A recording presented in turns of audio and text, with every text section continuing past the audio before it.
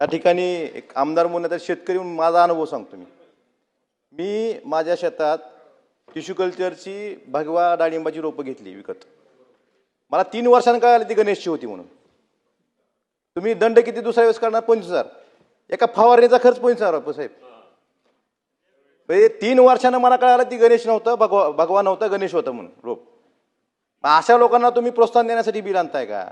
माझी विनंती आहे, तुम्ही या ठिकाणी बहुमताचा विचार करू नका, शेतकऱ्यांचा विचार करा. बिल मागं घ्या आहे. आणि हा विषय राजकारणाचा नाही, सगळ्या सत्ताधारी पक्षातल्या ग्रामीण भागातल्या आमदारांना विचारा. तुम्ही माझी विनंती अध्यक्ष महोदय, 25,000 रुपये म्हणजे एका फवारणीचा खर्च होतो. काही पिकं, काही फळ पिकं 3 वर्षांनी येतात, काही फळ पिकं 5 वर्षांनी येतात, काही फळ पिकं 7 वर्षांनी येतात. मग त्याला 7 वर्षांना कळतं, 5 वर्षांना कळतं, आणि तुम्ही त्याला 25,000 दंड करणार. जर तुम्हाला तरतूद करायची ना, त्याचं नुकसान झालंय तेवढी भरपाई द्यायला करणारा असं बिल आणा. त्याच्या चुकीच्या रोपामुळे त्या शेतकऱ्याचं जेवढं नुकसान होतंय तेवढी तरतूद करा, तेवढं नुकसान भरपाई ऐकून घ्या आणि असं बिल आणा.